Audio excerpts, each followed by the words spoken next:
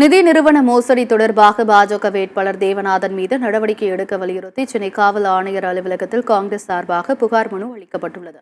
சென்னை மயிலாப்பூரில் உள்ள நிதி நிறுவனத்தில் முதலீடு செய்த பொதுமக்களுக்கு பணத்தை திரும்ப கொடுக்காமல் மோசடியில் ஈடுபட்டதாக புகார் எழுந்தது. இந்த மோசடியில் சிவகங்கை பாஜக வேட்பாளர் தேவநாதனுக்கு தொடர்பு இருப்பதாகவும் கூறப்பட்டு வந்தது. இந்த நிலையில் நிதி நிறுவன மோசடி தொடர்பாக தேவநாதன் மீது நடவடிக்கை எடுக்க வேண்டும் என்று தமிழக காங்கிரஸ் கமிட்டி சார்பாக புகார் அளிக்கப்பட்டுள்ளது. இது தொடர்பாக சென்னை காவல் ஆணையர் அலுவலகத்தில் தமிழ்நாடு காங்கிரஸ் கமிட்டி வழக்கறிஞர் சூரிய பிரகாஷ் புகார் மனு அளித்தார்.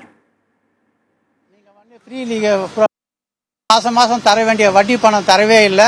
கேட்டா பயமுறுத்துறாங்க, அந்த அச்சுறுத்துறாங்க. நீங்க போலீஸுக்கு போனீங்கன்னா உங்களுக்கு எந்த பணமும் கிடைக்காதுன்னு சொல்லி, அது மாத்திரம் இல்லாத நீங்க உயிரோடவே இருக்க மாட்டீங்கன்னு சொல்லி அச்சுறுத்ததுனால டெபாசிட்தாரர்கள் தமிழ்நாடு காங்கிரஸ் கமிட்டியில் முறையிட்டதன் பேரில் நாங்கள் தமிழ்நாடு காங்கிரஸ் கமிட்டி சார்பாக இந்த தேவநாதன் யாதவ் மற்றும் அவங்களோட அசோசியேட்ஸ் பேரில் உடனடியாக குற்ற நடவடிக்கை எடுத்து அந்த மொத்த பணத்தை 525 கோடியும் பறிமுதல் செய்து அதை டெபாசிட்காரர்களுக்கு வழங்கணும்னு சொல்லி ஒரு புகார் கொடுத்துருக்கோம். குறிப்பாக டெபாசிட் பண்ணவங்க என்ன பயப்படுறாங்கன்னா, எலெக்ஷனுக்கு அப்புறம் தேவநாதன் யாதவ் நாட்டை விட்டு தப்பி ஓடிடுவார் அப்படின்ற ஒரு பயத்தில் இருக்காங்க.